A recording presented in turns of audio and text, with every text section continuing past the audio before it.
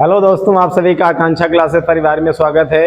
BPSC special general paper में भारतीय राष्ट्रीय आंदोलन, जिसमें से हिस्ट्री के जो सामान्य प्रश्न पूछे जाते हैं, जिसमें से आकांक्षा क्लासेस यूट्यूब चैनल पर आपको अन्य लेक्चर मिल जाएंगे। आज हम लेकर के आए हिस्ट्री में मौर्य एवं मौर्योत्तर काल, जो महत्वपूर्ण प्रश्न है, इनकी श्रृंखला है। आइए बढ़ते हैं प्रश्नों की तरफ। पहला प्रश्न यहाँ पे क्या दिया गया है, ये अति महत्वपूर्ण प्रश्न है जो अन्य कई परीक्षाओं में पूछे गए हैं और ये बीपीएससी स्पेशल में तो पूछे गए हैं ही। यहाँ पे पहला प्रश्न क्या दिया गया भैया, कह रहा है कि शक संवत, क्या दिया गया, शक संवत का प्रारंभ कब हुआ, 72 यानी 72 ईस्वी में, या फिर 75 या फिर 78 ईस्वी में, या फिर 80 में। तो क्या हो जाएगा भैया, ऑप्शन सी हो जाएगा 78 ईस्वी में। जो शक संवत है इसका जो प्रारंभ कब से हुआ है वो 78 ईस्वी में, यानी आरंभ या प्रारंभ कब हुआ। चलिए तो इसकी विस्तृत जानकारी पर चलते हैं। क्या दिया गया यहाँ पर, प्रश्न की व्याख्या यहाँ पे दी गई। क्या प्रश्न की व्याख्या में क्या बताया गया, इसमें कहा गया है कि जो शक संवत का जो प्रारंभ है वो 78 ईस्वी में हुआ था। इसे प्रारंभ करने का श्रेय किसको जाता है, कुषाण शासक। किसको जाएगा भैया, कुषाण शासक कनिष्क को जाता है। किसको जाता है, कनिष्क को जाता है। शक संवत जो निकालने के लिए वर्तमान ईस्वी में क्या करते हैं भैया, वर्तमान ईस्वी में 78 कम करते हैं। कितना कम करते हैं, 78 कम कर दिया जाता है। भारतीय राष्ट्रीय कैलेंडर शक संवत पर आधारित है, जिसे 1957 में मान्यता प्राप्त है। शक कैलेंडर समय की चंद्र और सौर गणना पर आधारित है। इस प्रकार जो प्रश्न का उत्तर था वो भैया क्या था, 78 ईस्वी। वर्तमान में कितना कम करते हैं ईस्वी में, 78 कम करते हैं। ये आधार पर हम लोग शक संवत निकालते हैं। चलिए आइए अगले प्रश्न की तरफ चलते हैं। अगला प्रश्न क्या दिया गया है, इस प्रश्न में कह रहा है कि दूसरी शताब्दी के आसपास जो रचित संस्कृत के शिलालेख के अनुसार सुदर्शन झील एक कृत्रिम जलाशय की मरम्मत किसने करवाई थी, या भैया किसने की थी। पहला क्या दिया गया, हर्ष, कनिष्क, रुद्रदमन और उपयुक्त में से एक से अधिक। तो क्या हो जाएगा, तो यहाँ रुद्रदमन। क्या हो जाएगा, रुद्रदमन। तो प्रश्न कह रहा था कि दूसरी शताब्दी के आसपास रचित संस्कृत के शिलालेख के अनुसार सुदर्शन झील, कौन सी झील भैया, सुदर्शन झील का कृत्रिम जलाशय की मरम्मत किसने करवाई, तो किसने भैया, रुद्रदमन ने करवाई। आइए इस प्रश्न की विस्तृत व्याख्या, यहाँ पे प्रश्न की व्याख्या दी गई। प्रश्न की व्याख्या पर चलते हैं। क्या बताया गया, इसमें कहा गया कि जूनागढ़ अभिलेख, कौन सा अभिलेख भैया, जूनागढ़ अभिलेख के अनुसार रुद्रदमन द्वारा सुदर्शन झील के मरम्मत कराने का उल्लेख प्राप्त होता है। उल्लेखनीय है कि सुदर्शन झील का निर्माण चंद्रगुप्त मौर्य, कौन भैया, चंद्रगुप्त मौर्य के प्रांतीय शासक पुष्यगुप्त ने करवाया था, और बाद में अशोक के राज्यपाल यानी तुषास्प ने इसमें नहर निकलवाया था।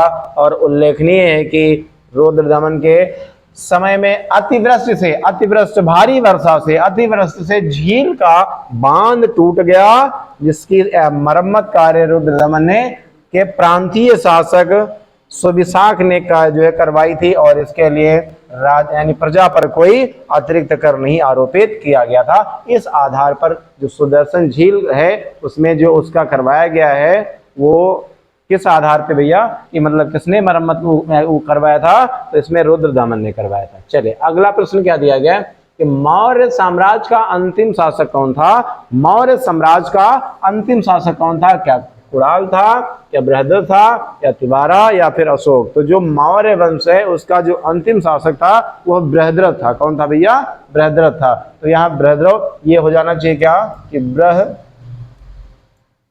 बृहद्रथ क्या हो जाएगा, बृहद्रथ था यहाँ पे, बृहद्रथ। आइए प्रश्न की इस पे चलते हैं, व्याख्या पे चलते हैं। तो इसका ये यहाँ पे क्या हो जाएगा, बृहद्रथ। ये दूसरा वाला ऑप्शन यहाँ हो जाएगा बृहद्रथ। चलिए आइए प्रश्न की व्याख्या में क्या दिया गया कि जो मौर्य साम्राज्य का अंतिम शासक बृहद्रथ, कौन था भैया, बृहद्रथ था। चंद्रगुप्त मौर्य ने 323 ईसा पूर्व में मौर्य साम्राज्य की स्थापना किया था। बृहद्रथ की हत्या उसके सेनापति पुष्यमित्र शुंग ने की। किसने की भैया, इसी ने इसकी हत्या करके और किस वंश की शुरुआत की थी, पुष्यवंश यानी पुष्यमित्र शुंग की थी, जिसने शुंग वंश राजवंश की क्या की थी, स्थापना की थी। तो जो मौर्य साम्राज्य का जो अंतिम शासक था वो कौन था, बृहद्रथ था, और इसके जो सेनापति था कौन, पुष्यमित्र शुंग ने इसकी क्या कर दी, बृहद्रथ की हत्या कर दी, और उसके बाद में फिर शुंग राजवंश की क्या स्थापना कर दी थी। चलिए आइए अगले प्रश्न की तरफ चलते हैं। अगला प्रश्न क्या दिया गया, प्रश्न में कह रहा है कि जो मेगास्थनीज को राजदूत के रूप में किसके दरबार में भेजा गया था, किसको भेजा गया था भैया, मेगास्थनीज को राजदूत के रूप में किसके दरबार में भेजा गया था, चंद्रगुप्त मौर्य, हर्षवर्धन, अशोक और समुद्रगुप्त। तो किसके दरबार में भेजा गया था भैया, चंद्रगुप्त मौर्य के दरबार में भेजा गया था। किसको भेजा गया था, मेगास्थनीज को भेजा गया था। आइए प्रश्न की व्याख्या पर चलते हैं, क्या दिया गया प्रश्न की व्याख्या में बता रहा है क्या कि मेगास्थनीज यूनानी राजा सेल्यूकस द्वारा मौर्य सम्राट चंद्रगुप्त के दरबार में भेजा गया एक यूनानी राजदूत था। वह एक खोजकर्ता था और इतिहासकार था। देखो खोजकर्ता तथा क्या था, इतिहासकार था। इसने इंडिका नामक पुस्तक लिखी। तो जो मेगास्थनीज है इनकी पुस्तक का नाम क्या है, इंडिका नामक पुस्तक की रचना की, और जिसमें उस समय के भारतीय समाज के बारे में वर्णन किया गया। तो यहाँ पर जो मेगास्थनीज है वो किसके राज दरबार में भेजे गए, वो चंद्रगुप्त मौर्य के दरबार में भेजे गए। और ये एक कौन थे, खोजकर्ता और इतिहासकार थे, कौन, मेगास्थनीज। और इन्होंने किस पुस्तक को लिखा, इंडिका नामक पुस्तक की रचना की। आइए अगले प्रश्न की तरफ चलते हैं। अगला क्या दिया गया भैया, कौन सी पुस्तक बिंदुसार को एक अभिषिक्त क्षत्रिय वर्णित करती है, अर्थशास्त्र, इंडिका, दिव्यावदान और राजतरंगिणी। तो क्या हो जाएगा भैया, दिव्यावदान। जो ये पुस्तक कौन सी, बिंदुसार को क्या अभिषिक्त क्या क्षत्रिय वर्णित करती, क्या क्षत्रिय वर्णित करती, तो क्या हो जाएगा, दिव्यावदान हो जाएगा। आइए इस प्रश्न की व्याख्या पर चलते हैं। क्या दिया गया प्रश्न की व्याख्या में, बताया जा रहा है क्या कि दिव्यावदान में चंद्रगुप्त के पुत्र बिंदुसार को क्षत्रिय मुदर्भिषिक्त अर्थात अभिषिक्त क्षत्रिय कहा गया। बिंदुसार मौर्य साम्राज्य के दूसरे शासक थे। इनका शासनकाल 298 से 273 ईसा पूर्व तक रहा।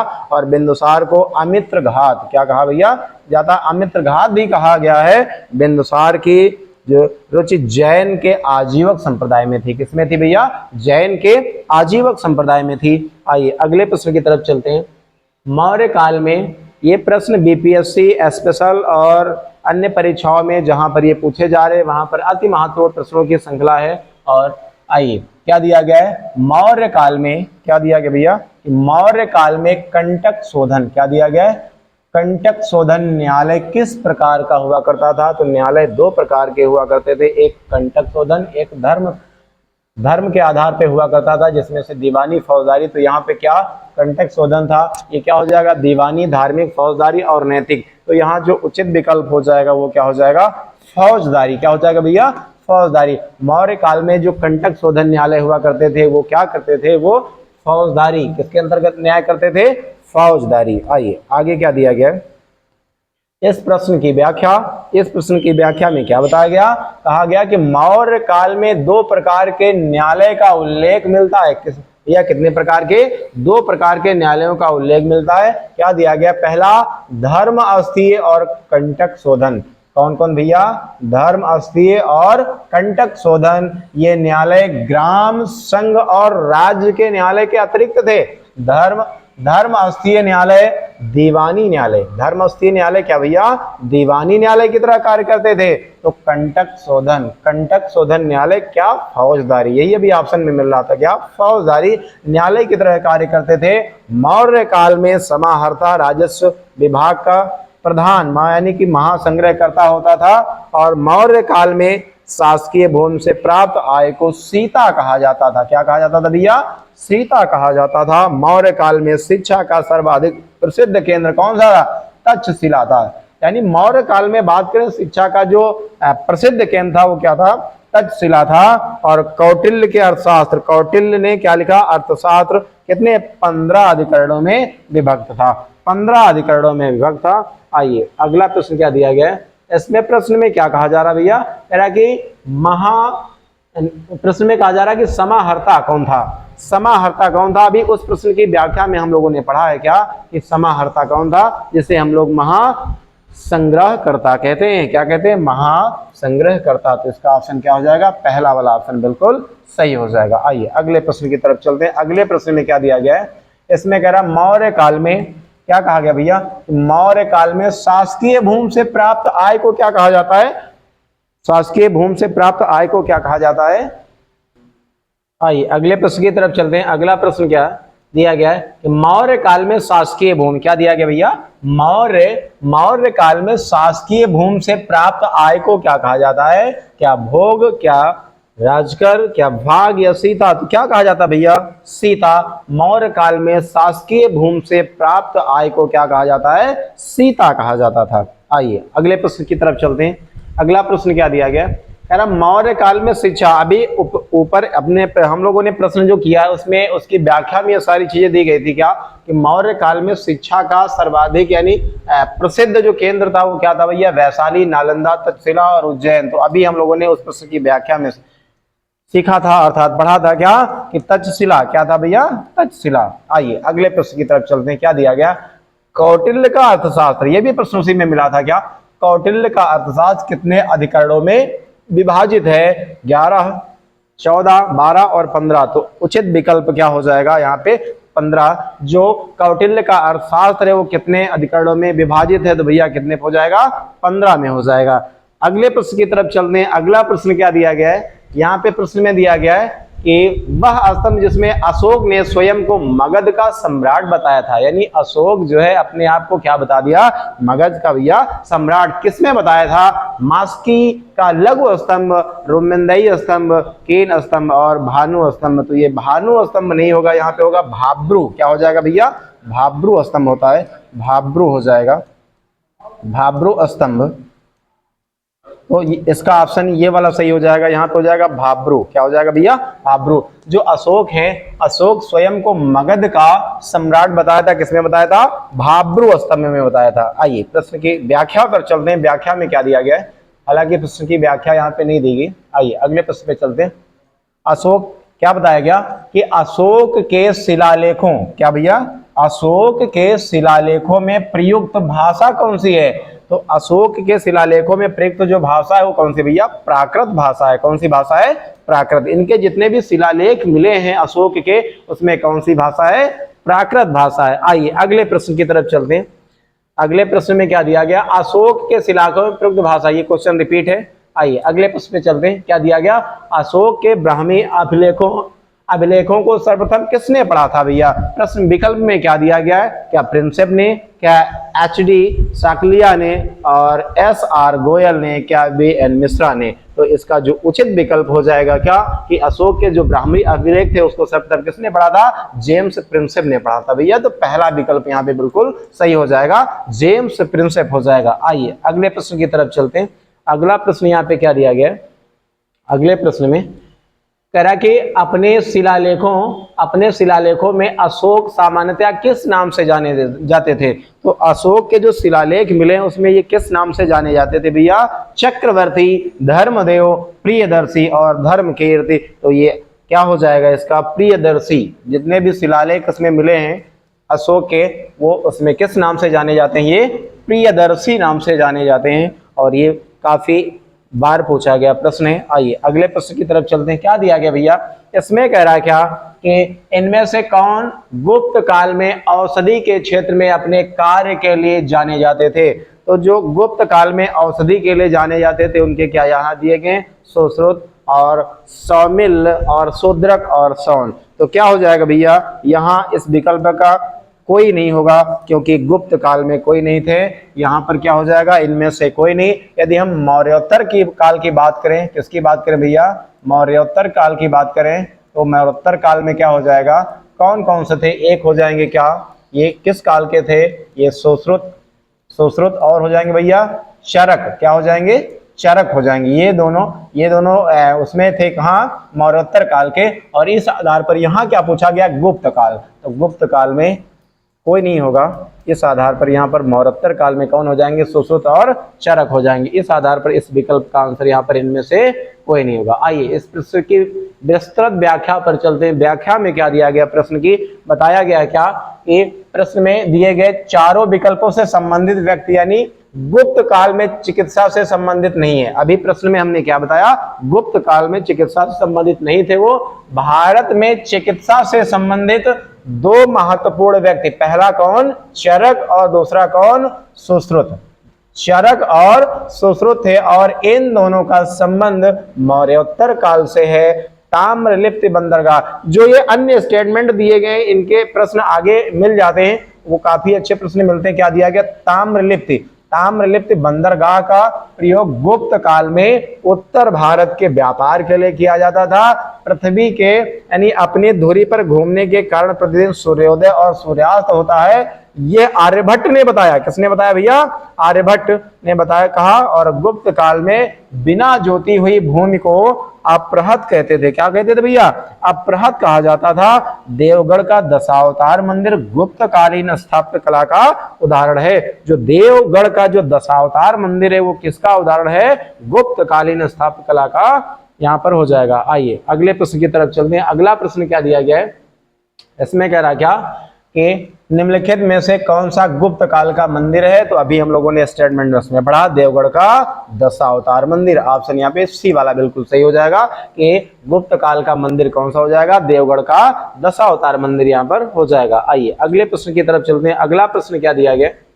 अगले प्रश्न में कहा गया भैया कि निम्नलिखित में से कौन सा बंदरगाह गुप्त काल के उत्तर भारतीय व्यापार के लिए किया जाता था। स्टेटमेंट में अभी ये प्रश्न भी पढ़ा गया था, उसमें क्या हो जाएगा, ताम्रलिप्त। क्या हो जाएगा, ताम्रलिप्त। यानी ये एक बंदरगाह गुप्त काल में भारतीय व्यापार के लिए उपयोग किया जाता था, तो ताम्रलिप्त हो जाएगा, ताम्रलिप्त। आइए अगले प्रश्न की तरफ चलते हैं। अगला प्रश्न क्या दिया गया, अगले प्रश्न में बताया गया कि इनमें से किसने पहली बार यह व्याख्या की थी कि पृथ्वी के अपनी धुरी पर घूमने के कारण प्रतिदिन सूर्योदय सूर्यास्त होता है।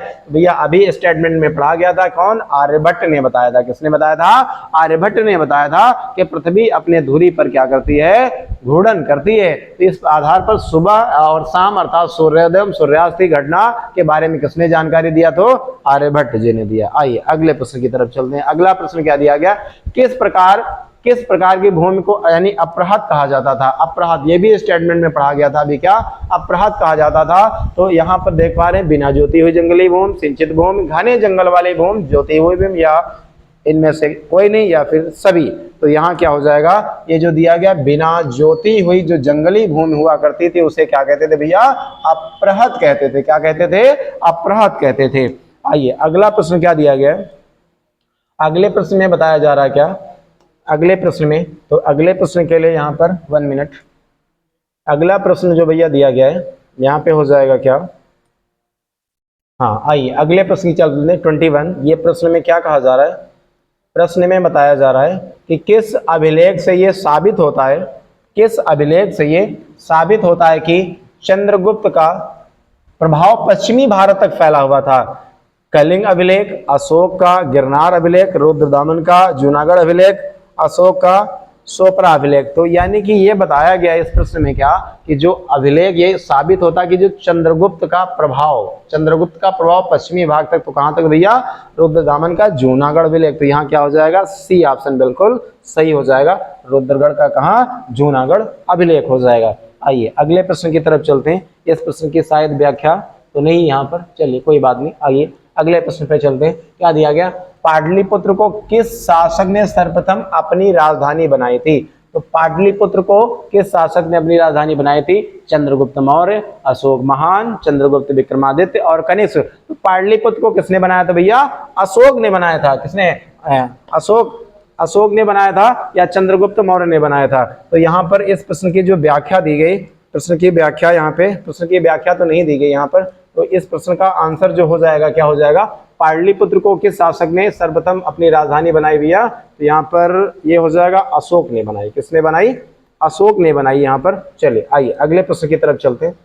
अगला क्या हो जाएगा, निम्नलिखित में से किस मौर्य राजा ने, किसने भैया, किस मौर्य राजा ने दक्कन की विजय की। निम्नलिखित में से किस मौर्य राजा ने दक्कन की विजय की। तो दक्कन की कौन भैया, अशोक, बिंदुसार, चंद्रगुप्त और कुणाल। तो इस आधार पर आप ये प्रश्न दिया गया है, प्रश्न का आंसर क्या होगा,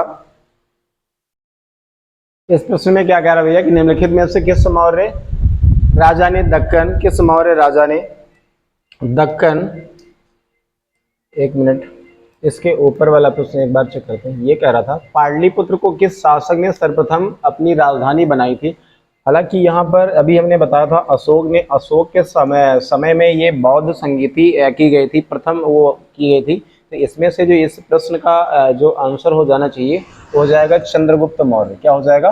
चंद्रगुप्त। यानी कि ये प्रश्न में कहा जा रहा है पाटलिपुत्र को किस शासक ने सर्वप्रथम अपनी राजधानी बनाई थी। तो राजधानी किसने बनाई थी? तो चंद्रगुप्त मौर्य ने बनाई थी यहाँ पे। तो पहला वाला ऑप्शन बिल्कुल सही हो जाएगा। चलिए आइए अगला प्रश्न क्या दिया गया था इसमें, निम्नलिखित में से किस मौर्य राजा ने दक्कन की विजय की थी। तो अशोक, बिंदुसार, चंद्रगुप्त और कुणाल। तो यहाँ पर दक्कन की विजय किसने की थी? तो क्या हो जाएगा भैया? चंद्रगुप्त। कौन हो जाएगा? चंद्रगुप्त। तो यहाँ ऑप्शन सी वाला बिल्कुल सही हो जाएगा, चंद्रगुप्त। आइए अगले प्रश्न की तरफ चलते हैं। अगला प्रश्न क्या दिया गया इसमें, कह रहा है कि किसके जो है जिसके ग्रंथ में चंद्रगुप्त मौर्य का विशिष्ट रूप से वर्णन हुआ है वो क्या है? क्या भास है, क्या विशाखदत्त है, क्या शूद्रक है या अशुघोष है? तो यहाँ क्या हो जाएगा? यानी कि ग्रंथों में चंद्रगुप्त मौर्य का विशिष्ट रूप से वर्णन मिलता है। तो कहाँ मिलता है भैया? तो विशाखदत्त में मिलता है। किसमें मिलता है? विशाखदत्त में मिलता है। आइए अगला प्रश्न क्या है। अगले प्रश्न में कहा जा रहा है कौटिल्य अथवा चाणक्य। क्या कहा जा रहा है भैया? कौटिल्य अथवा जो चाणक्य है वो किस सम्राट के यानी प्रधानमंत्री था? तो चंद्रगुप्त मौर्य, चंद्रगुप्त विक्रमादित्य, अशोक और समुद्रगुप्त। तो उचित विकल्प यहाँ क्या हो जाएगा? चंद्रगुप्त मौर्य। क्या हो जाएगा भैया?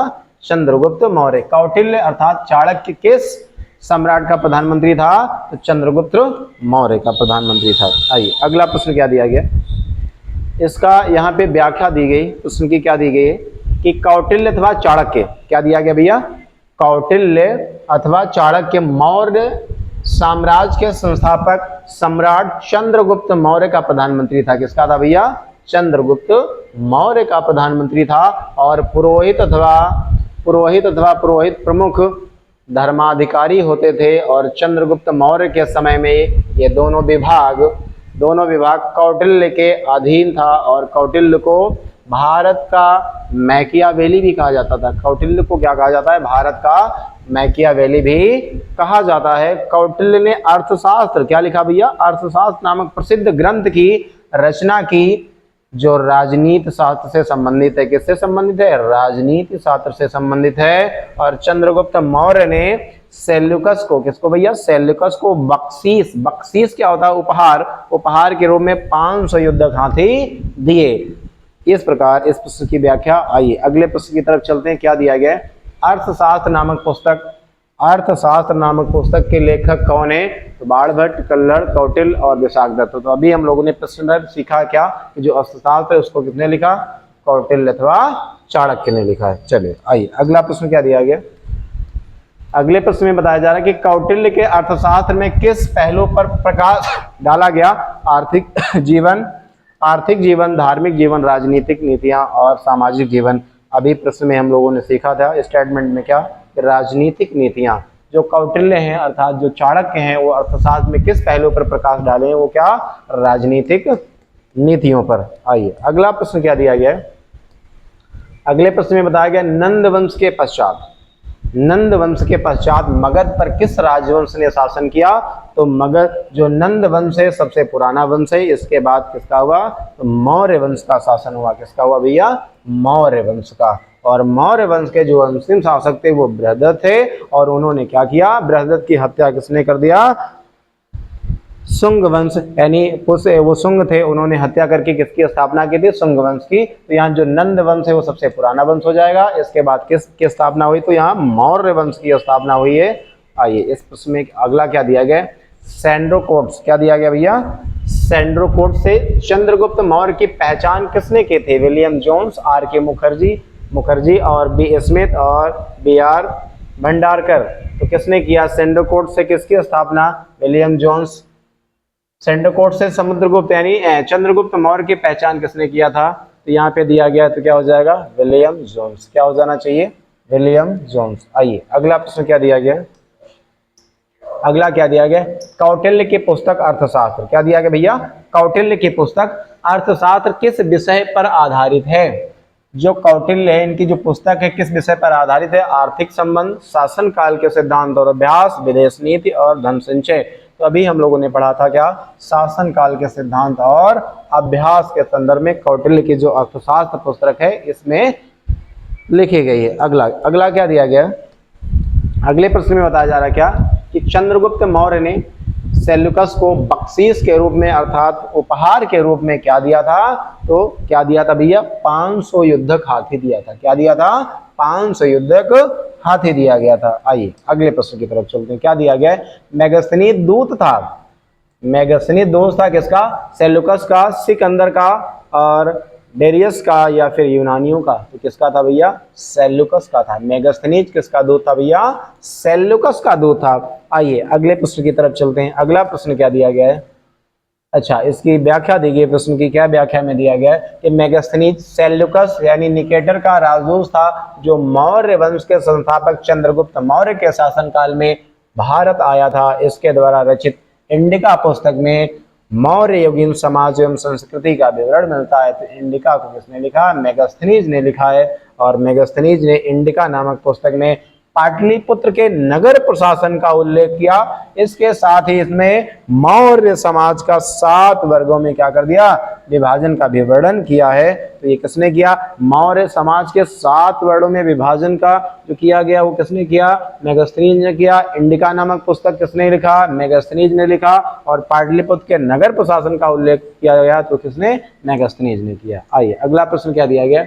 प्रश्न में कह रहा वह स्रोत जिसमें पाटलिपुत्र के प्रशासन का वर्णन मिलता उपलब्ध है वह है क्या? दिव्यावधान, इंडिका, अर्थशास्त्र या अशोक के शिलालेख। तभी हम लोगों ने पढ़ा क्या? इंडिका नामक पुस्तक में किसका उल्लेख मिलता है? तो यहाँ पर पाटलिपुत्र के प्रशासन का वर्णन मिलता है। आइए अगले प्रश्न की तरफ चलते हैं। अगला प्रश्न क्या दिया गया?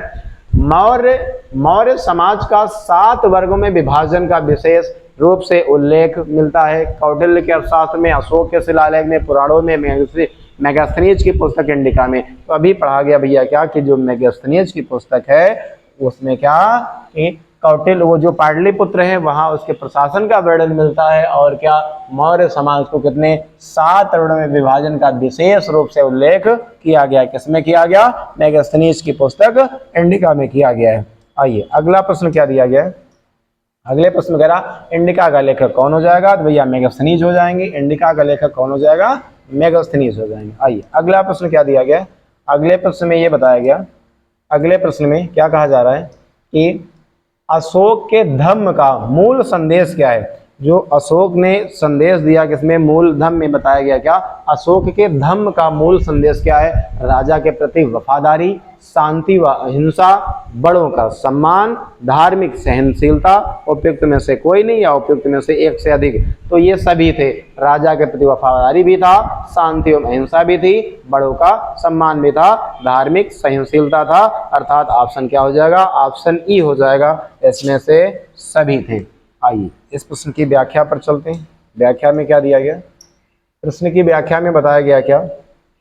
इसमें कहा गया है कि अशोक के धम्म में राजा के प्रति वफादारी, बड़ों का सम्मान, यही अभी ऑप्शन में मिल रहे थे, और धार्मिक सहनशीलता तथा शांति एवं अहिंसा के विचार परिलक्षित होते हैं। और इतिहास में अशोक की प्रसिद्धि का कारण उसका धम्म है। क्या भैया? धम्म है, जिसको अशोक ने अपने दूसरे तथा 7वें स्तंभ लेख में इस प्रकार वर्णित किया। कहाँ? दूसरे और कहाँ? 7वें। और धम्म है क्या? धम्म है और साधुता, बहुत से कल्याणकारी अच्छे कार्य करना और पाप रहित होना, मृदुता, दूसरों के प्रति व्यवहार में उदारता, दया, दान तथा सुचिता। अशोक ने अपने 12वें शिलालेख में धम्म की सार वृद्धि पर जोर दिया है। सम्राट अशोक चंद्रगुप्त का पौत्र था। किसका पौत्र था? चंद्रगुप्त का पौत्र था। अशोक की रानी का नाम क्या था? कारुवाकी। क्या नाम था भैया? अशोक की जो रानी थी उनका नाम क्या था? कारुवाकी। और उनके अभिलेखों में मिलता है अशोक के ही प्रयास से बौद्ध धर्म वैश्विक धर्म बना। कैसा धर्म बना? वैश्विक। अशोक के साम्राज्य में श्रीलंका शामिल नहीं था। कौन नहीं शामिल था भैया? श्रीलंका शामिल नहीं था। अशोक के शासनकाल में बौद्ध सभा पाटलिपुत्र में, अशोक के शासनकाल में कहा? पाटलिपुत्र में आयोजित की गई थी बौद्ध सभा। और अशोक ने कलिंग पर आक्रमण कर उसे विजित किया तथा मौर्य साम्राज्य के पतन के लिए आर्थिक कारण को डीबी कौशाम्बी, कौन भैया? डी कौशाम्बी ने प्रतिपादित किया। तो इस आधार पर इस प्रश्न की व्याख्या में बहुत सारे प्रश्न जो बन सकते हैं उन सबकी व्याख्या को हमने पढ़ा यहाँ पे। आइए देखते हैं क्या है। सम्राट अशोक चंद्रगुप्त का क्या था? तो जो सम्राट अशोक थे वो चंद्रगुप्त के क्या थे भैया? पौत्र थे। कौन थे भैया? पौत्र थे। आइए अगले प्रश्न की तरफ बढ़ते हैं। अगला प्रश्न क्या दिया गया है? इसमें कह रहा है कि निम्नलिखित में से कौन मौर्य शासक अशोक की रानी थी? तो अभी पढ़ा गया था क्या भैया? कारुवाकी। क्या पढ़ा गया था? कारुवाकी। जो मौर्य शासक अशोक हैं उनकी जो पत्नी है उनका नाम क्या था? कारुवाकी था। आइए अगला प्रश्न क्या दिया गया है? अगले प्रश्न में कह रहा है कि निम्न में से किसके प्रयास से बौद्ध एक क्या बना? वैश्विक धर्म बना। किसके प्रयास से? बिंदुसार, कनिष्क, अशोक। तो अशोक के प्रयास से क्या बना था भैया? बौद्ध धर्म एक कैसा बना? वैश्विक धर्म बना। किसके प्रयास से? अशोक के प्रयास से बौद्ध धर्म वैश्विक धर्म बना। अगला प्रश्न क्या कहता है? कह रहा है कि निम्नलिखित में से कौन सा क्षेत्र अशोक के साम्राज्य में सम्मिलित नहीं था? तो कौन सा? अफगानिस्तान, श्रीलंका, बिहार, कलिंग। तो कौन हो जाएगा? श्रीलंका हो जाएगा। श्रीलंका अशोक के उसके अंतर्गत, क्षेत्र के अंतर्गत नहीं आता था। अगला क्या दिया गया है? अशोक के शासनकाल में बौद्ध सभा किस नगर में आयोजित की गई थी भैया? तो कहाँ की गई थी? अशोक के शासनकाल में कहाँ की गई थी? मगध, समस्तीपुर, पाटलिपुत्र और राजगृह। तो कहाँ की गई थी भैया? पाटलिपुत्र की गई थी। अभी उस प्रश्न की व्याख्या में पढ़ा था कि अशोक के शासनकाल में बौद्ध सभा किस नगर में आयोजित की गई थी? तो पाटलिपुत्र में की गई थी। आइए अगले प्रश्न की तरफ चलते हैं। अगला प्रश्न क्या दिया गया है? अगले प्रश्न में कह रहा है कि अशोक ने किस राज्य पर आक्रमण किया था? तो काशी, कलिंग, कौशाम्बी और अंग। तो किस पर आक्रमण किया था? कलिंग पर। अशोक का कलिंग जो आक्रमण था वो बहुत प्रसिद्ध है। तो अशोक ने किस पर किया था भैया? कलिंग पर आक्रमण किया था। आइए अगले प्रश्न की तरफ चलते हैं। क्या दिया गया? अशोक की नीतियों, क्या दिया गया? अशोक की नीतियों के आर्थिक परिणामों के कारण ही मौर्य साम्राज्य का पतन अधिकांश उचित था। इस स्तंभ में किसने विश्वास किया? क्या Romila Thapar, D N Jha, B A Smith और एच सी रायचौधरी ने किया? तो इसमें से किसी ने किया? कोई नहीं किया।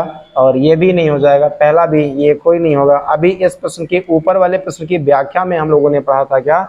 ऊपर एक प्रश्न दिया गया है, इसमें इस बात को यहाँ पर संदर्भित किया गया, बताया गया है। क्या बताया गया है? देखिए आइए इस प्रश्न की व्याख्या में जो दिया गया है, क्या दिया गया है? ये देखो यहाँ पे क्या बताया गया कि जो मौर्य साम्राज्य के पतन के लिए आर्थिक कारण को किसने? डी कौशाम्बी ने। किसने भैया?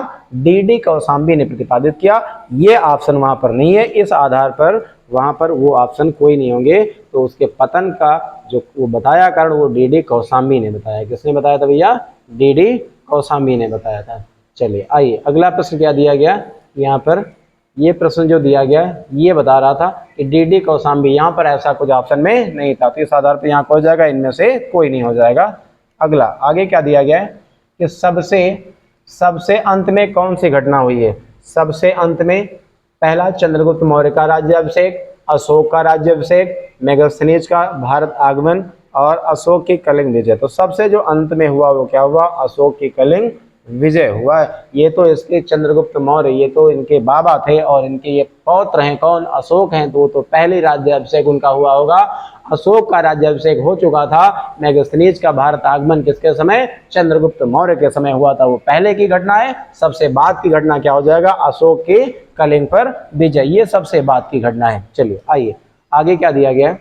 अंतिम मौर्य सम्राट कौन था? तो अंतिम मौर्य सम्राट जालौक, नंदीवर्धन, अवंतीवर्मा और बृहद्रथ। तो अंतिम मौर्य सम्राट कौन था भैया? बृहद्रथ था। कौन था? बृहद्रथ। अंतिम मौर्य सम्राट था वो कौन था? बृहद्रथ था। आइए अगला प्रश्न क्या दिया गया है? अगले प्रश्न में बताइए। अच्छा इस प्रश्न क्या यहाँ पे व्याख्या दिया गया? क्या व्याख्या में दिया गया? व्याख्या में बताया गया कि अंतिम मौर्य सम्राट बृहद्रथ था। कौन था भैया? बृहद्रथ था। बृहद्रथ की हत्या इसके सेनापति पुष्यमित्र शुंग ने, किसने कर दिया भैया? पुष्यमित्र शुंग ने किसकी हत्या कर दी? जो मौर्य सम्राट अंतिम शासक था, कौन? बृहद्रथ था। इसकी हत्या पुष्यमित्र शुंग ने द्वारा 184 ईस्वी पूर्व में की गई। और पुष्यमित्र शुंग ने एक राजवंश की स्थापना की जिसे शुंग वंश कहते हैं। तो जो मौर्य वंश का अंतिम शासक बृहद्रथ था, उसकी हत्या किसने कर दी? पुष्यमित्र शुंग ने कर दी। और हत्या करके ये एक सेनापति था। फिर इसने क्या हुआ? इस शुंग वंश के नाम से जाना जाता था। पुष्यमित्र शुंग कट्टर ब्राह्मणवादी था। कौन था? कट्टर ब्राह्मणवादी। कौन भैया? पुष्यमित्र शुंग कट्टर ब्राह्मणवादी था। और इसने 2 अश्वमेध यज्ञ किए। इन अश्वमेध यज्ञों के पुरोहित पतंजलि थे, यानी यज्ञों के जो पुरोहित हैं वो पतंजलि थे। और जिन्होंने महाभाष्य की रचना की। किसने? महाभाष्य की रचना की। अर्थशास्त्र के अनुसार सीता भूमि जनजातियों द्वारा जोती जाने वाली भूमि कहा जाती थी। यानी सीता भूमि, यानी सीता कैसे कहा जाता था? जनजातियों द्वारा जोती जाने वाली जो भूमि थी उसे क्या कहा जाता था? सीता भूमि कहा जाता था। आइए अगले प्रश्न की तरफ चलते हैं। क्या दिया गया? प्रश्न में बताया गया क्या कि अर्थशास्त्र के अनुसार सीता भूमि, वही प्रश्न आ गया क्या? सीता भूमि का अभिप्राय किससे? तो यह जनजातियों द्वारा जोती जाने वाली जो भूमि थी उसे क्या कहा जाता है? सीता भूमि, यानी सीता कहा जाता था। क्या? जनजातियों द्वारा जोती जाने वाली जो भूमि है उसे क्या जाता है भैया? सीता कहा जाता है। आइए अगले प्रश्न की तरफ चलते हैं। अगला प्रश्न यहाँ पे क्या दिया गया? अगले प्रश्न में बताया जा रहा है क्या कि मौर्य वंश के पश्चात किस वंश का राज स्थापित हुआ? अभी हम लोगों ने प्रश्न में पढ़ा क्या कि जो मौर्य वंश था, मौर्य वंश का जो अंतिम शासक था वो बृहद्रथ था। उसकी हत्या किसने की? पुष्यमित्र शुंग ने की। हत्या करके शुंग वंश की स्थापना कर दी। तो यहाँ क्या हो जाएगा? शुंग वंश हो जाएगा। कि मौर्य वंश के बाद किसकी स्थापना की गई भैया? शुंग वंश की स्थापना की गई थी। चलिए अगला क्या दिया गया? अगला प्रश्न जो दिया गया है इसका, हाँ, ये विस्तृत व्याख्या यहाँ पे दिया गया क्या कि पुष्यमित्र शुंग ने अंतिम मौर्य सम्राट बृहद्रथ की हत्या कर शुंग वंश की स्थापना की। पुष्यमित्र शुंग मौर्य सेना का सेनापति था। कौन था? सेनापति था। शुंग वंश ने लगभग यहाँ पे 112 वर्षों तक यानी शासन किया। और पुष्यमित्र शुंग ने के विषय में जानकारी इसके यानी अयोध्या अभिलेख से प्राप्त होती है, जो इसके राज्यपाल यानी धनदेव, कौन? धनदेव से संबंधित है। शुंग वंश के बाद कर्ण वंश, कौन सा? शुंग वंश के बाद कौन सा? कर्ण वंश का शासन स्थापित हुआ। और गौतमी पुत्र सतकर्ण सातवाहन वंश का एक महत्वपूर्ण शासक था। कौन? गौतमी पुत्र सतकर्ण। कहाँ भैया? सातवाहन का एक महत्वपूर्ण शासक था। आइए अगला प्रश्न क्या दिया गया? अगला दिया गया वही प्रश्न आ गया क्या कि जो गौतमी पुत्र सतकर्ण का संबंध किस राजवंश से था भैया? सातवाहन से था। किससे था भैया? सातवाहन से था। अगला प्रश्न क्या दिया गया? अगले प्रश्न में कह रहा क्या कि शुंग वंश के बाद किस वंश के भारत पर राज्य किया? तो अभी हम लोगों ने पढ़ा कि मौर्य वंश, मौर्य वंश के बाद शुंग वंश, शुंग वंश के बाद कौन सा हो जाएगा? कर्ण वंश हो जाएगा। तो ये सी वाला ऑप्शन बिल्कुल सही हो जाएगा, कर्ण वंश हो जाएगा। अगला प्रश्न क्या दिया गया? अगले प्रश्न में कह रहा कलिंग नरेश, कौन भैया? कलिंग नरेश खारवेल का संबंध था महामेघवाहन वंश से, चेदी वंश से, सातवाहन वंश से और रट भोजक वंश से। तो जो कलिंग नरेश खारवेल का जो संबंध था वो महामेघवाहन वंश से भी और चेदी वंश से भी था। तो दोनों से, तो विकल्प क्या हो जाएगा? इनमें से एक से अधिक हो जाएगा। क्या हो जाएगा? एक से अधिक हो जाएगा। इस प्रश्न की व्याख्या पर चलते हैं। व्याख्या में क्या दिया गया है? इसमें कह रहा है क्या कि कलिंग में प्रथम शताब्दी ईसा पूर्व में चेदी वंश या महामेघवाहन वंश का उदय हुआ। इस राजवंश का संस्थापक महामेघवाहन था और खारवेल इस वंश का दूसरा तथा महाराजा कुदेप तीसरा शासक था। और पातालपुर गुहालेख का संबंध महाराजा कुदेप से है। और कलिंग नरेश खारवेल का ही हाथी गुम्फा अभिलेख है। कौन सा अभिलेख? हाथी गुम्फा अभिलेख। कौन सा? कलिंग नरेश खारवेल का ही हाथी गुम्फा अभिलेख है, जो प्राकृत भाषा में, किसमें लिखा भैया? प्राकृत भाषा में लिखा हुआ है। चलिए अगला प्रश्न क्या दिया गया? अगले प्रश्न में कह रहा है कि राजा खारवेल का जो नाम जुड़ा हुआ है वो फिगर्स किससे है? तो किससे हो जाएगा भैया? हाथी गुम्फा लेक से। किससे हो जाएगा? हाथी गुम्फा लेक से। किसका? राजा खारवेल का नाम जुड़ा किससे? हाथी गुम्फा अभिलेख से जुड़ा होगा। चलिए अगला क्या दिया गया प्रश्न में, कह रहा है कलिंग नरेश, क्या कह रहा भैया? कलिंग नरेश खारवेल की हाथी गुम्फा प्रशस्ति किस भाषा में लिखी गई थी? अभी इस प्रश्न में, उस प्रश्न की व्याख्या में स्टेटमेंट हम लोगों ने पढ़ा कि जो कलिंग नरेश खारवेल की हाथी गुम्फा प्रशस्ति किस भाषा में है भैया? प्राकृत भाषा में। किस भाषा में है? प्राकृत भाषा में। आइए अगले प्रश्न की तरफ बढ़ते हैं। अगला प्रश्न क्या दिया गया? शक संवत वर्ष में प्रारंभ हुआ। ये प्रश्न शक संवत बता रहा है, तो क्या हो जाएगा? 78 ईस्वी में। कब हुआ भैया? 78। शक संवत कब हुआ? 78 ईस्वी में हुआ। अगला प्रश्न क्या यहाँ पे बताया जा रहा है? अगले प्रश्न में आइए, अगला प्रश्न कह रहा है क्या? इसकी विस्तृत जानकारी व्याख्या यहाँ पे दी गई शक संवत वाले प्रश्न की 78 कि शक संवत भारत का प्राचीन संवत है जो 78 ईस्वी से आरंभ होता है। इस संवत का प्रवर्तक कुषाण शासक कनिष्क था। कौन था भैया? कनिष्क था। यह वर्तमान में भारत का राष्ट्रीय संवत है। गौतम बुद्ध को एक देवता का स्थान यानी कनिष्क के काल में प्राप्त हुआ। तो जो बौद्ध धर्म था, जो वैश्विक धर्म बना, वो अशोक के समय में बना।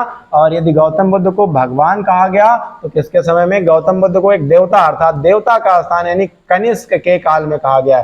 तो कनिष्क ही काल में प्राप्त हुआ। कला की गांधार शैली कुषाणों के समय में। तो कला की जो गांधार शैली है कहाँ? कुषाणों के समय में ही फली फूली। सर्वप्रथम भारत में व्यापक पैमाने पर स्वर्ण मुद्रा का प्रचलन विम कडफिसेस, कौन भैया?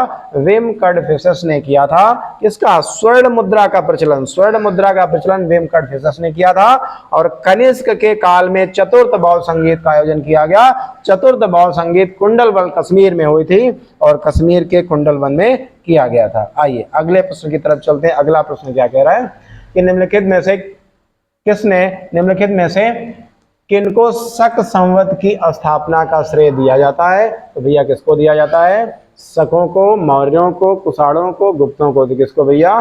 कुषाणों के समय में कनिष्क के द्वारा शक संवत का स्थापना यहाँ पे की गई। चलिए अगला क्या दिया गया? गौतम बुद्ध को एक देवता का स्थान किस राजा के युग में प्राप्त हुआ? अशोक, चंद्रगुप्त, कनिष्क, हर्ष। तो किसके समय में? कनिष्क के समय में गौतम बुद्ध को क्या? एक देवता का स्थान प्राप्त हुआ। और उनके अशोक के समय में जो बौद्ध धर्म था वो क्या बना था? वैश्विक धर्म बना था। क्या बना था भैया? वैश्विक धर्म बना था। आइए अगले प्रश्न की तरफ चलते हैं। क्या दिया गया है? इसमें कह रहा है इनमें से किसने सर्वप्रथम व्यापक पैमाने पर स्वर्ण मुद्रा का प्रचलन किया? पुष्यमित्र, मेनांडर, विम कफिसेस और गौतमीपुत्र सातकर्णी। तो ये ऑप्शन सी हो जाएगा। ये क्या हो जाएगा? ये यहाँ पर ये क्या लिखा हुआ है? ये लिखा हुआ है विम कडफिसेस। विम कडफिसेस। तो ये यहाँ पे क्या होना चाहिए? विम कडफिसेस। ये स्वर्ण मुद्रा का प्रचलन किसने किया? विम कडफिसेस ने किया। आइए अगला प्रश्न क्या दिया गया? अगले में कह रहा है कला की गांधार शैली निम्न किसके समय में फली फूली? तो कला की गांधार शैली कुषाणों के समय में फली फूली। तो यहाँ क्या हो जाएगा? पहला ऑप्शन सही हो जाएगा। कला की गांधार शैली किसके समय में फली फूली? कुषाणों के समय में फली फूली। चलिए अगला क्या दिया गया है? अगला दिया गया है कनिष्क के शासन काल में। किसके शासन काल में भैया? कनिष्क के शासनकाल में बौद्ध सभा किस नगर में आयोजित की गई? तो जो पहली बौद्ध सभा थी वो कहाँ? राजगृह अर्थात गृहज में की गई। और दूसरी बौद्ध सभा वैशाली में की गई। और तीसरी बौद्ध सभा पाटलिपुत्र में। और चौथी बौद्ध सभा थी वो कहाँ थी? वो भैया कहाँ हो जाएगी? कश्मीर, कुंडलवन कश्मीर में हो जाएगी। तो चौथी बौद्ध सभा कहाँ हो जाएगी? कनिष्क के शासन काल में बौद्ध सभा किस नगर में आयोजित की गई भैया? तो कश्मीर में। कहाँ की गई? कश्मीर में। जैसा कि हमने बता दिया कि पहली बौद्ध सभा कहाँ की गई थी? तो गिरिव्रज राजगृह में की गई, दूसरी वैशाली में की गई, तीसरी पाटलिपुत्र में की गई और चौथी कश्मीर, कुंडलवन कश्मीर में की गई। आइए अगला प्रश्न क्या दिया गया? कह रहा सांची का विशाल स्तूप समय को निर्धारित करता है। इसके मौर्यों के, सातवाहनों के, कुषाणों के और गुप्तों के। तो जो सांची का विशाल स्तूप है इसको वो मौर्यों के समय को निर्धारित करता है। कौन सा? सांची का विशाल स्तूप। आइए इस प्रश्न की व्याख्या यहाँ पे दी गई। क्या व्याख्या में क्या बताया गया है कि ये सांची का विशाल तीसरी ईसा पूर्व यानी शताब्दी ईसा पूर्व अशोक द्वारा निर्मित बौद्ध स्मारक है। ऐसा माना जाता है कि यह स्तूप अपनी पत्नी देवी यानी कहने पर बनवाया था, जो मध्य प्रदेश के रायसेन जिले में स्थित है।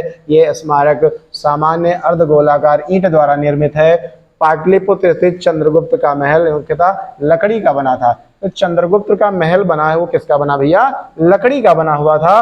और मथुरा से प्राप्त कुछ मूर्ति यानी मौर्य काल का नहीं, कुम्भरार स्थल से मौर्य राजप्रसाद मिला है। और बराबर की गुफाओं को अशोक ने आजीविकों को दान में दिया। ये जो स्टेटमेंट है इनके प्रश्न आगे काफी जो बनते हैं उसमें से ये देखने को मिला।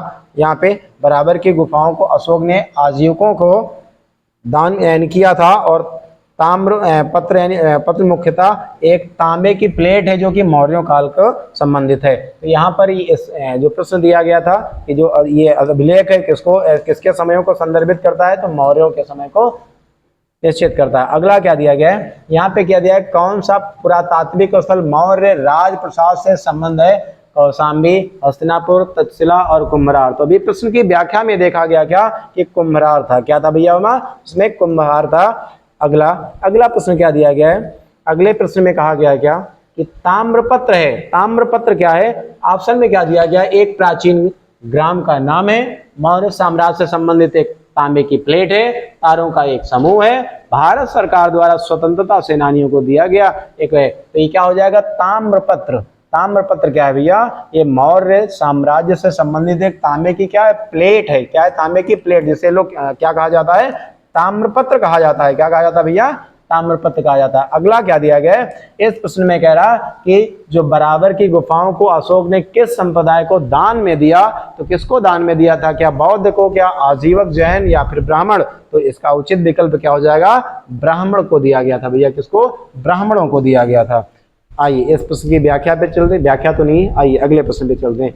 निम्नलिखित में से कौन सा एक मूर्ति शिल्प मौर्य काल का नहीं है? सारनाथ सिंह शीर्ष, धौली हस्ती और मथुरा से प्राप्त खड़ी बुद्ध मूर्ति और रामपुरवा वृषभ। तो कह रहा कौन मूर्ति कला मौर्यों के काल का नहीं? ये तो मौर्यों के काल का है, धौली हस्ती भी मौर्यों के काल का है और रामपुर भी सब भी मौर्यों काल का है। ये मथुरा से प्राप्त खड़ी मूर्ति ये मौर्यों के काल का नहीं है। तो कहाँ का ये भैया? कुषाण काल का है। किस काल का है? कुषाण काल। तो मौर्य काल का नहीं है, किस काल का हो जाएगा? कुषाण काल। मथुरा से प्राप्त खड़ी जो यहाँ पे बुद्ध मूर्ति हो जाएगा। क्या हो जाएगा? बुद्ध मूर्ति। बुद्ध मूर्ति किस काल से? तो कुषाण काल से हो जाएगा। आइए अगले प्रश्न की तरफ चलते हैं। क्या दिया गया है? पाटलिपुत्र में स्थित चंद्रगुप्त महल मुख्यतः बना था, किसका बना था भैया? यहाँ पे ईंटों का, पत्थर का, लकड़ी का या फिर मिट्टी का बना हुआ था। तो ये जो भवन बना था पाटलिपुत्र में स्थित किसका? चंद्रगुप्त महल मुख्यतः किसका बना था भैया? लकड़ी का बना था। किसका बना था? लकड़ी का। लकड़ी का महल किसका था? चंद्रगुप्त मौर्य का था। अगला चंद्रगुप्त का था। अगला क्या दिया गया? भूमि अनुदान किन्हें दिए गए थे? भूमि अनुदान किन्हें दिए गए थे? कह रहा है क्या? जो शाही दरबार से जुड़े थे। कौन? कायस्थ, ब्राह्मण, राजमुखिया, राजपूत और मुसलमान अधिकारी। तो भैया किसको दिया गया था? अनुदान में किसे दिया गया था? तो ब्राह्मणों को दिया गया था। किसको दिया गया था? ब्राह्मणों को दिया गया था। आइए अगले प्रश्न पे चलते हैं। इस प्रश्न की व्याख्या यहाँ पर क्या दी गई है? इसमें बताया गया है क्या कि भूमिदान का सर्वप्रथम जो उल्लेखनीय साक्ष्य सातवाहन सातकालीन रानी यानी कि नागनिका के नाना घाट अभिलेख से प्राप्त होता है। और सातवाहनों और कुषाणों ने पहली शताब्दी ईसा पूर्व में भूमिदान की अचनीवी यानी प्रणाली की शुरुआत की। सातवाहनों ने ब्राह्मणों और बौद्ध यानी भिक्षुओं को कर मुक्ति और भूमि देने की प्रथा प्रारंभ की। इस आधार पर यहाँ पर किसको दिया गया था? ब्राह्मणों को दिया गया था भैया। आइए अगले प्रश्न की तरफ चलते हैं। अगला प्रश्न यहाँ पर क्या है? प्रश्न में जो दिया गया है अगले प्रश्न में, इस प्रश्न में क्या दिया गया है? प्रश्न में बताया गया है क्या? इसमें कह रहा है कि भारत, क्या दिया गया है? भारत में सोने के सिक्के किस प्रथम शासकों द्वारा जारी किए गए? मौर्यों के समय, गुप्तों के समय, भारतीय यूनानियों और कुषाणों के समय में। तो जो सोने के सिक्के जारी किए गए भैया वो किसके?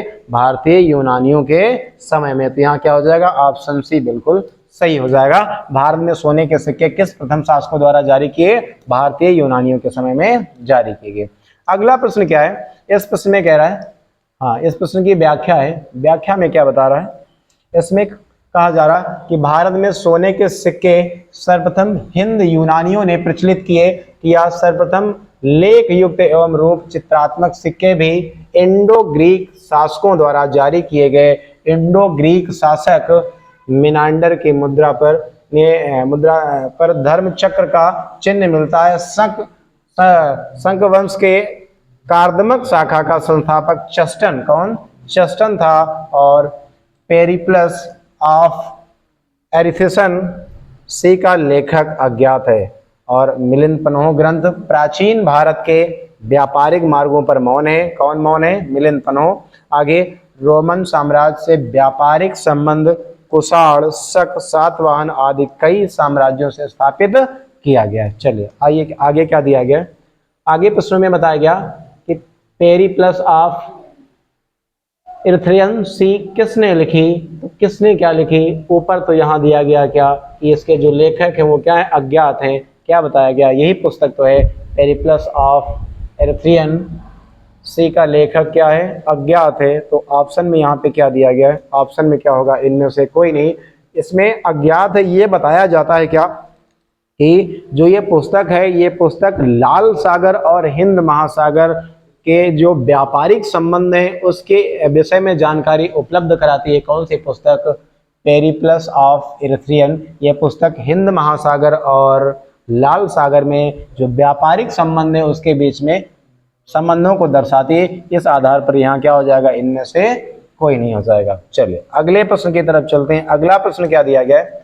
अगले प्रश्न में कह रहा है कि उस स्रोत का नाम बताएं भैया। क्या? उस स्रोत का नाम बतलाएं जो प्राचीन भारत के व्यापारिक मार्गों पर मौन है। कौन मौन है भैया? संगम साहित्य, मिलिंद पन्हो, जातक कहानियां, उपरोक्त सभी। तो क्या हो जाएगा? मिलिंद पन्हो। ये व्यापारिक मार्गों पर क्या है? मौन है। अगला क्या दिया गया है? अगले प्रश्न में क्या बताया गया कि अगला प्रश्न जो दिया गया है, अगला प्रश्न, इनमें से कौन शक वंश की कार्दमक शाखा का संस्थापक था? चस्टन, नहपान, रुद्रदामन प्रथम और जयदामन। तो क्या हो जाएगा? चस्टन हो जाएगा। क्या हो जाएगा भैया? चस्टन। कौन शक वंश की कार्दमक शाखा का संस्थापक है भैया? तो कौन है? चस्टन हो जाएंगे। अगला क्या दिया गया है? अगला प्रश्न ये कह रहा है कि रोमन साम्राज्य से व्यापारिक संबंध किसने स्थापित किया?